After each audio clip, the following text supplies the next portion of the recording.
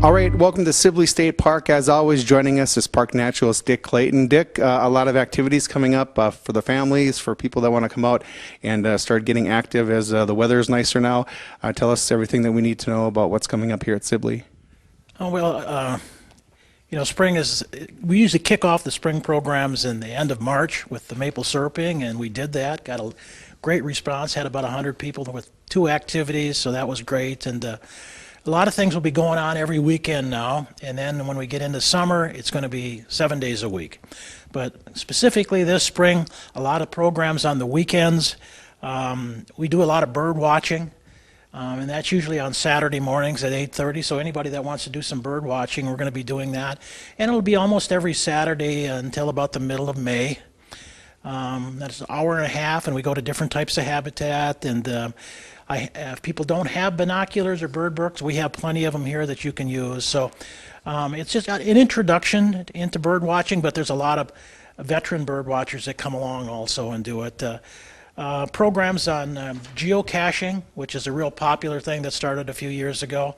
One thing I do want to mention for sure is that at 10 o'clock on Saturday, May 4th, we have a tour of the DNR Fish Hatchery in New London.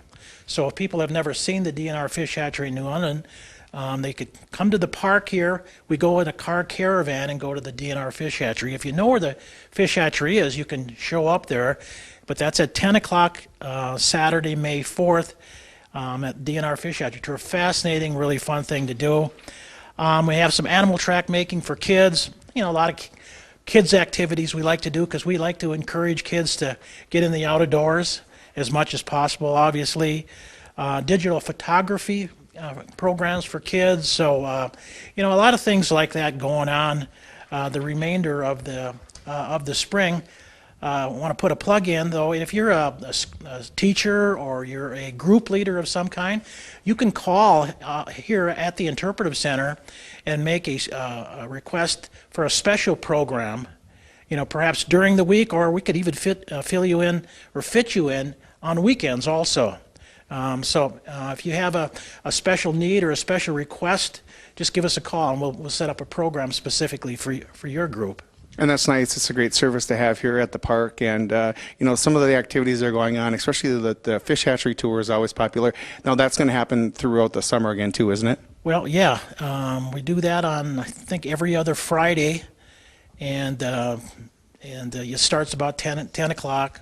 And again, if you know where it is, then you can meet us there. If not, just come to the Interpretive Center and we go as a car caravan. But that'll be going on, all summer. I Can Fish programs will be going on for kids. A lot of different things obviously will be happening this spring and summer. Right, and there's a lot of ways to get this information. We have it running on our channels on 18 and 19. And Dick, where else can they get the info from? Well, if you're out in the park, you can pick up one of these program schedules. That's not a problem at all. During the summer, when we do things 7 days a week, you can pick up a program schedule at the Interpretive Center, the park office. You can go to our website. We update that all the time, put the programs on there for the spring and summer. You can do that. Check your local newspaper, radio, it's all over. It is, and it's a great way to now get out and about. Don't forget Sibley State Park, because there's a ton of activities and programs that are going on, and they're free. All you need is a park sticker. Feel free to give a call here at Sibley at any time. The number is 354-2055. I almost forgot, we are in New London, or in the New London area. 354-2055. It's Sibley State Park. Dick, thanks so much for being here today. We appreciate it. Thanks for having me. All right now, if you're a person that's looking for an ESL program or an English as a second language program, we have a number of places that offer that right here in our community. So we're going to show you that right now, right here on Do You Know? Hi, my name is Jim Nicholson, and I'm the coordinator at Adult Basic Ed here in Willmar. We're located at Jefferson Learning Center. We have English as a second language class. We also offer GED and citizenship classes. Our English as a second language class meets during the day, and we also have evening opportunities. We're here from 8:30 until 3, and then again 5 to 8 Monday through Thursdays. You can call us for more information. We have 4 different sections during the day.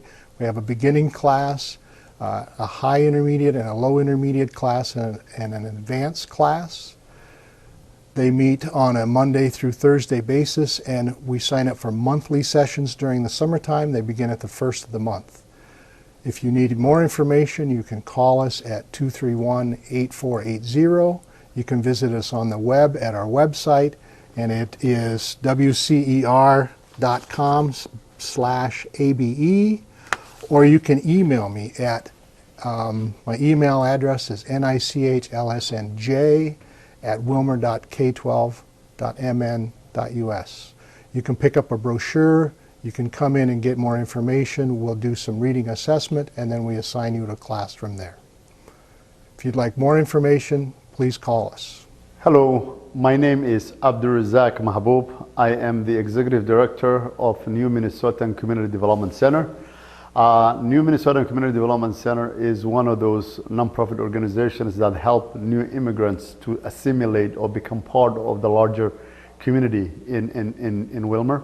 And to do that, one of the things that we are keen and to do is to have an ESL program, because without English as proficiency of English, it would be very hard economic development of anybody in this sort.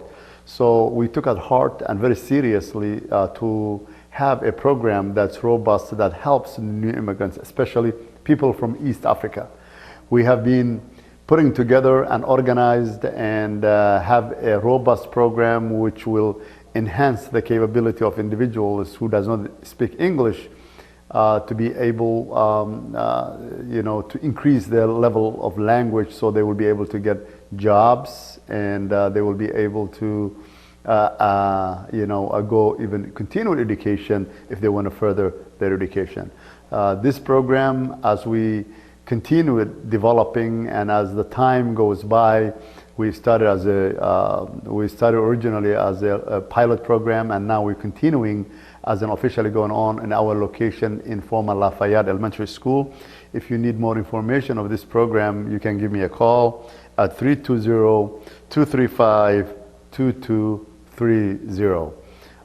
We are, as I indicated, we are going forward to improve the program as we mature and as we developed. So our hope is, and this organization stands for, to actually make it this community more economic development based on the ESL programs that we provide. These ESL programs, it runs in the morning. Our schedule might change based on the need and the class size. So we are keen to begin at 9 o'clock and actually have a full day until 1 o'clock to 2 p.m. Okay, depending also the season. As you know, the summertime is longer and the winter time is shorter. So we will be always adjusting it and working on. So to give you more information, just please call us or look at the phone number at your screen, which is 320-235-2230. And thank you very much. Hi, Jody Wambeck with the Early Childhood Initiative and Early Childhood Family Programs, here today to talk to you about our May WOW event. And remember, WOW stands for World of Wonder. In May, the event will be held at Jefferson Learning Center, and we are so excited. This is going to be a great event for both children and for the parents. We're going to have great activities for the kids that really have a summertime focus, because who is not ready for summer? And then we're also going to have a lot of information for parents on preschools for fall, summer programming through the library and community ed and rec. We'll have information on childcare, raising healthy children. And the very, very cool thing that's going to happen is the Stingers are going to be there and have a table, and Barry is going to be joining us.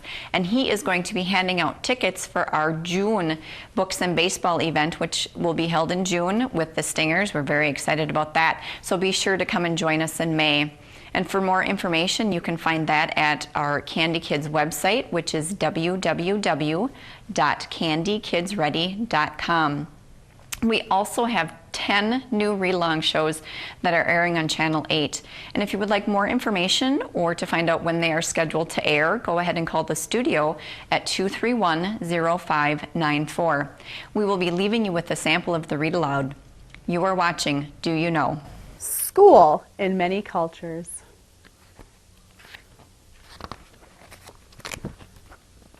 Places to learn. Students go to school in many cultures. How is your school like other schools?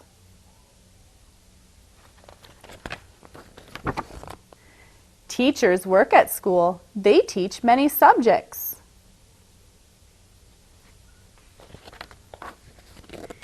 In class.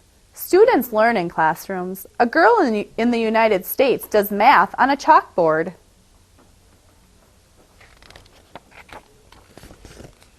Students learn outside.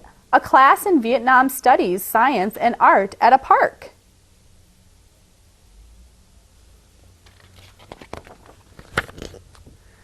Students take notes.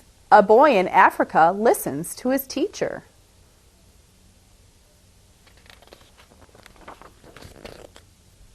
Fun at school. Students go on field trips. A class in France learns about a castle.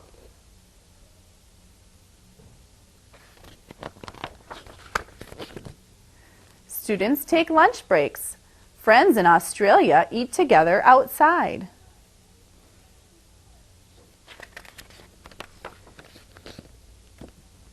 Students play at recess. A girl in Africa jumps rope with her friends.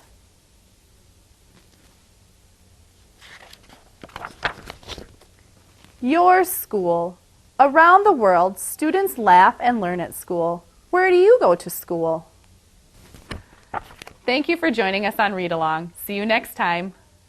Hi, this is Susan Matson, Master Gardener with the University of Minnesota Extension Service.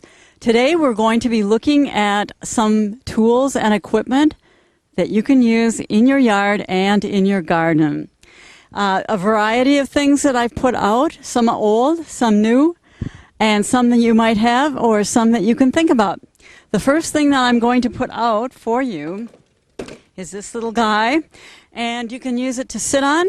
It has a removable cover, so you can put equipment in there, your tools, or you could even put a beverage in there if you wanted to take something out while you're doing your gardening. The only thing I've noticed about it that you need to be careful is when it is on a slope. Make sure that you're on a flat surface, and it works really well on a sidewalk. So this little wagon is something that you can use to pull weeds or to plant if you want to get down low to the ground. I have quite a few other tools that I'm going to show you. This is one that's new to me. It's a little hand saw, and it opens up, and then you can close it by pushing the button, close it all the way, and it fits into a holster, or it can fit into your pocket. And it's nice if you're going around through the woods and you want to do some trimming of branches. So that is a new tool to me. I have a couple of clippers. The orange one, which is my favorite, is an older one, but I try to keep it clean and I try to use it and sharpen it as much as I can. It seems to work better. The yellow one is much lighter. It works well, but I think the heavier one is the one that I prefer. My choice for working in the garden is a good pair of garden gloves.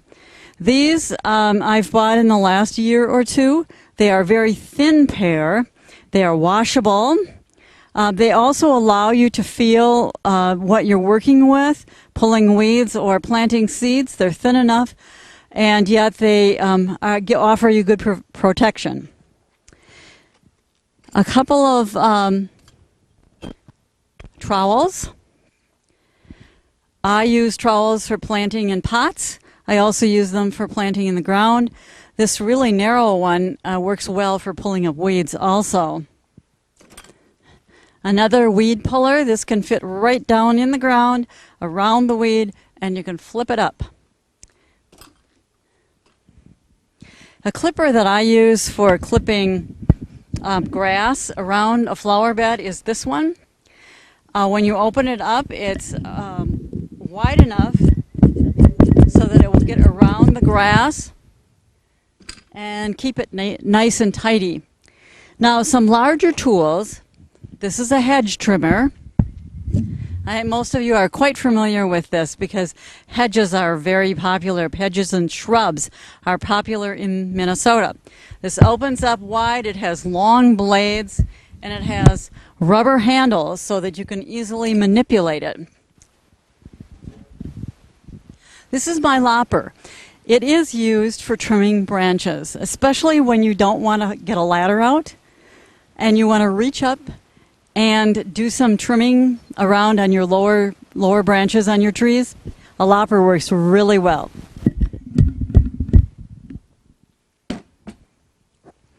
And this is a new tool that I got last year. It goes in the ground, and the rubber or the spikes that are metal encircle a weed like a dandelion. And then you pull up on it and you step on it and the dandelion pulls out of the ground. It's really handy. You can carry a bucket with you, carry the tool with you, and you can work very quickly without having to get down on the ground and to move around that way. A watering can, I'm sure you all have that. A watering can is good for potted plants as well as small gardens. Mine has a sprinkler on the end of it, so you can use this instead of getting the hose out. I also have a wagon to show you. And you all know what a wheelbarrow is. Well, my wagon is good for carrying heavy loads of dirt. And then when you get to the point where you want to dump the dirt, it has a lever down here that you pull out and the wagon tips up. And all of your dirt can be tipped out, and then you can put it back. So this has been Susan Matson, Minnesota Extension Master Gardener Program. We will be at the Becker Market starting the first Thursday in June. And if you have some questions for us, please stop in and visit with us.